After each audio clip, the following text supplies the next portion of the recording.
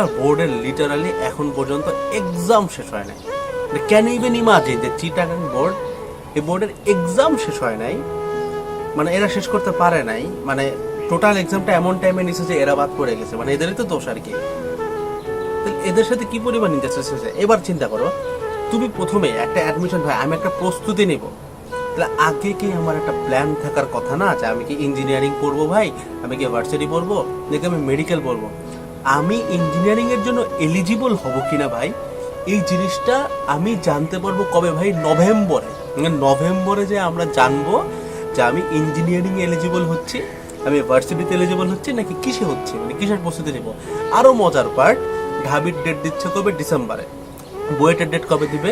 এর আশপাশেই ডেটটা দেবে। মানে লিটারালি 1 মাসের মধ্যে, মানে ধর একটা ছেলে লিটারালি ঢাবি ভর্তি পরীক্ষার 1 মাস আগে যায় জানতে পারবে যে সে ঢাবির সাথে ইঞ্জিনিয়ারিংয়েও এলিজিবল হয়েছে, তখন সে কেমন ইঞ্জিনিয়ারিং করবে। আবার 1 মাস ইঞ্জিনিয়ারিং ভর্তি পরীক্ষার 1 মাস আগে যে সে জানতে পারবে সে ইঞ্জিনিয়ারিং এলিজিবল হচ্ছে না, তার এখন ঢাবির জন্য পড়তে হবে। Is this even a joke? মানে এর কি একটা জোক? মানে আমরা কি, মানে তুমি যদি স্ট্যাটগুলো তোমাকে আমি দেখাই, মানে তুমি একা না, লাখ লাখ পোলাপান বাংলাদেশের মতো একটা থার্ড ওয়ার্ল্ড কান্ট্রিতে লাখ লাখ পোলাপান জাস্ট বাই চাই আছে অ্যাডমিশন সিজন থেকে আমি কোন দিকে যাব, এইটার পরে সে সংসারের হালটা ধরবে, এদের সাথে লেভেলে যোগ হচ্ছে।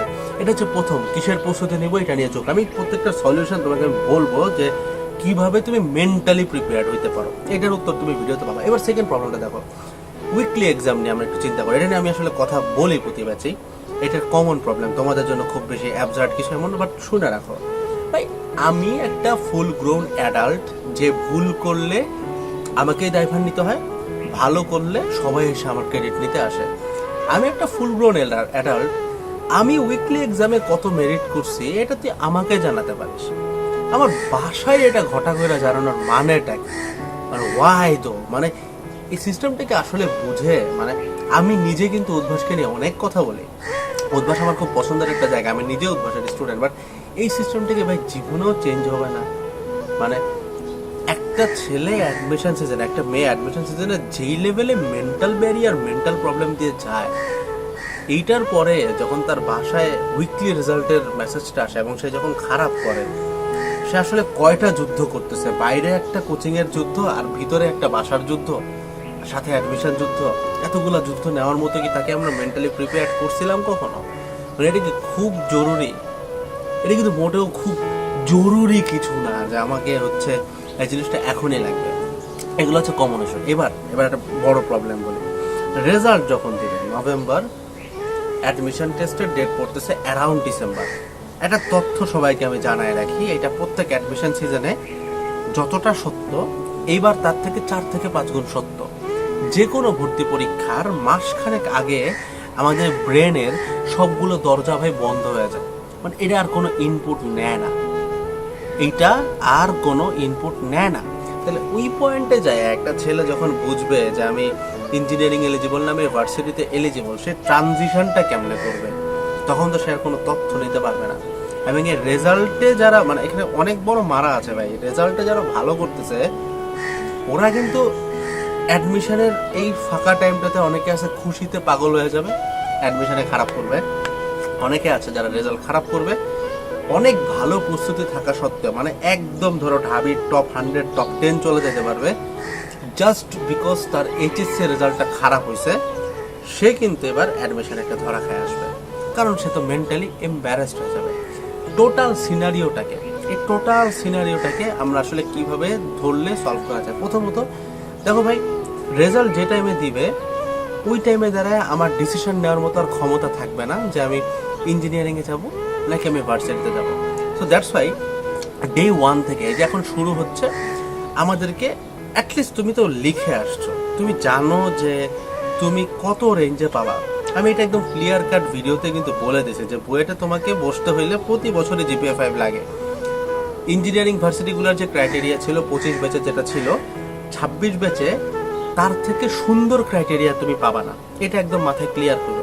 মানে 25 ব্যাচের যে ক্রাইটেরিয়া ছিল অ্যাডমিশন টেস্টে, 26 ব্যাচে তার থেকে ইজি ক্রাইটেরিয়া হবে, এটার চান্স অনেক লো, সিমিলার হবে। কারণ যদি ইজি হয়ও 1 জন থেকে 2 জন এক্সট্রা এলিজিবল হবে, এমন না যে হাজার হাজার মানুষ এলিজিবল হয়ে যাবে। সো একজন দুজন হচ্ছে এক্সেপশন। সো আমাকে ধরতে হবে 25 ব্যাচের সার্কুলারগুলোর মতোই হবে। এবার ওইটার দিকে তাকায় আমাকে এখন থেকে এই ভিডিও থেকে ডিসাইড করতে হবে আমি ইঞ্জিনিয়ারিংয়ে যাব নাকি ভার্সিটিতে যাব। ক্লিয়ার সার্কুলার পাওয়া যায়, তুমি সার্চ করো বুয়েট সার্কুলার 2025, চুয়েট সার্কুলার 2025, ঢাবি সার্কুলার 2025 পেয়ে যাবা। দেখো তুমি কিসে এলিজিবল হও, ফিক্সড একটা ডিসিশন নাও, ঠিক আছে? এটা হচ্ছে প্রথম কথা। মানে এখন থেকেই তোমাকে একটা রাস্তা যেতে হবে। যারা ইঞ্জিনিয়ারিং নিচ্ছ প্ল্যান বি হিসাবে ভার্সিটি, মানে এখন থেকেই ফিক্সড। মানে ইউ ক্যান নট থিঙ্ক যে আমি চিন্তা করতেছি, হবে না। মানে যারা মনে করতেছে নভেম্বরে এসে ডিসিশন চেঞ্জ করবা, ইম্পসিবল। নভেম্বরে হবে না ভাই, তোমাকে ধরেই নিতে হবে। নোংরা দেশে জন্মাইছো ভাই, ধরেই নাও যে তুমি একটা রেজাল্ট গেস করছো, এরকমই আসবে ইনশাআল্লাহ নভেম্বরে রেজাল্ট, ওই অনুযায়ী এখন থেকে পড়ো। প্রথম কথা। এবার সেকেন্ড কথা আসো, উইকলি এক্সাম নিয়ে কিছু কথা তোমাকে বলি। তোমাকে একটা ক্রাইটেরিয়া বলি, সিম্পল ক্রাইটেরিয়া, এইটা ফলো করলে উদ্ভাসের সবগুলো উইকলিতে তুমি ভালো র্যাঙ্ক করবা। সমস্যা হচ্ছে এই র্যাঙ্ক করাটা তোমার অ্যাডমিশন টেস্টে কোনো একটা ম্যাটার করবে না। আমি কেন এটা বলার যোগ্যতা রাখি আমি তোমাকে বলি। আমি যখন উদ্ভাসের উইকলি এক্সামে বসতাম, আমি যখন শুরু করছিলাম, আমার সেন্ট্রাল র্যাঙ্ক আসতো 3000-এর বাইরে। সেন্ট্রাল মানে কেন্দ্রীয় র্যাঙ্ক আর কি, পুরো বাংলাদেশের একটা র্যাঙ্ক। আমি যখন উদ্ভাস উইকলি লাস্টের দিকে ছিলাম, আমার এই র্যাঙ্কটা টপ 30-তে আসতো।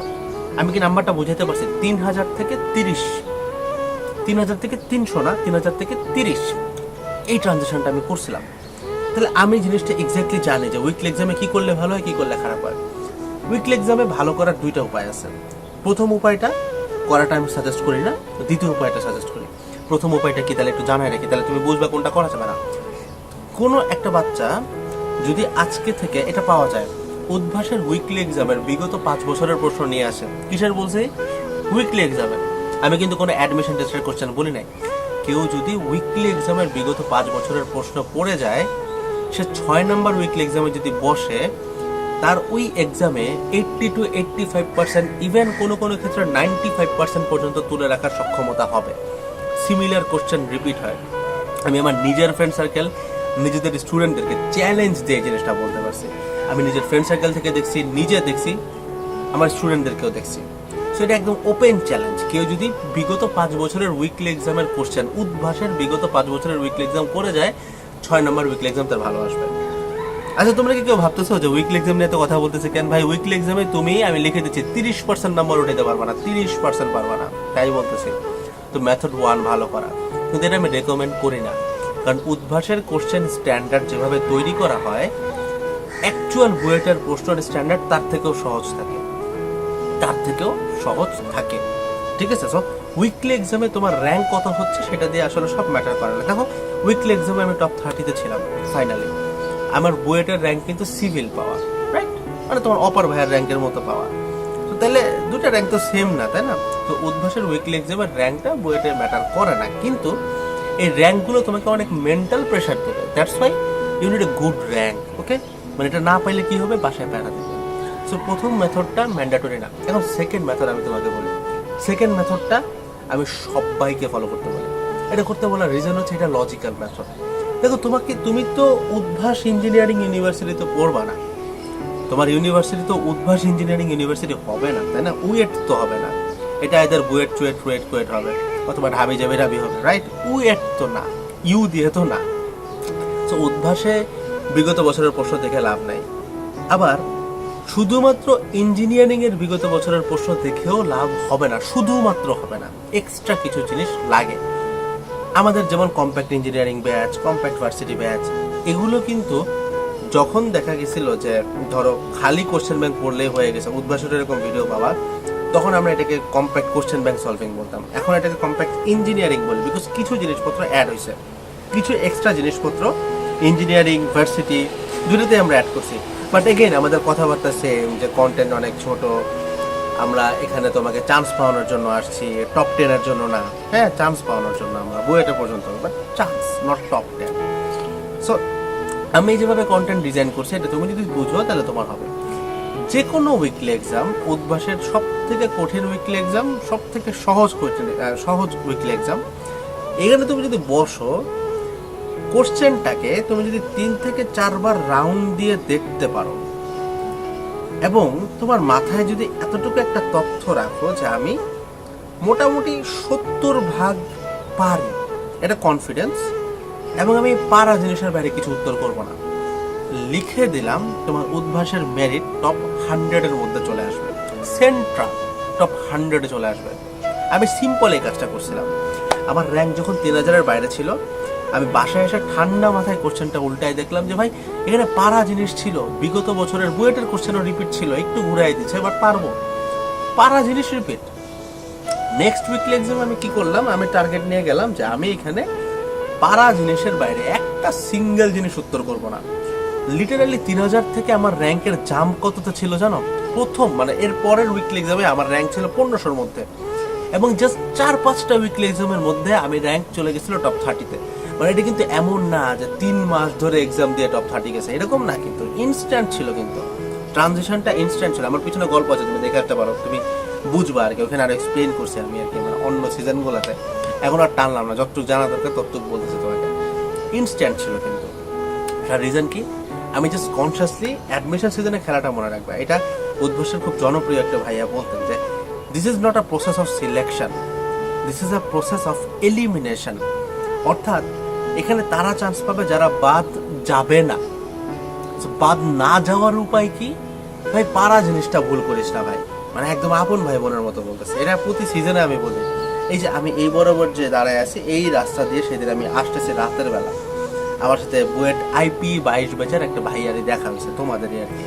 তো দেখে বলতেছে যে এই একটা লাইনের কারণে ও চান্স পাইছে, মানে আল্লাহর কসম দিয়ে কইলাম আর কি, মানে এই যে এই রোডটা আমি এই বরাবর যেখানে তাকায় আছে আর কি, ওইদিকে ঘুরাইলে এই রোডটা আর কি।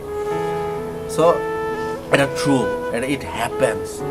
তোমাকে জাস্ট একটা জিনিস মাথায় রাখতে হবে যে আমি অ্যাডমিশন সিজনে নতুন কিছু অনেক জেনে ফেলাবো, হ্যাঁ নতুন জানবা, এটা আমরাও জানাবো সামান্য, বাট তোমার পুরাতন জিনিস প্র্যাকটিসের রেট যদি 90% হয়, নতুন জিনিস জানার রেট মাত্র 10%। কারণ তুমি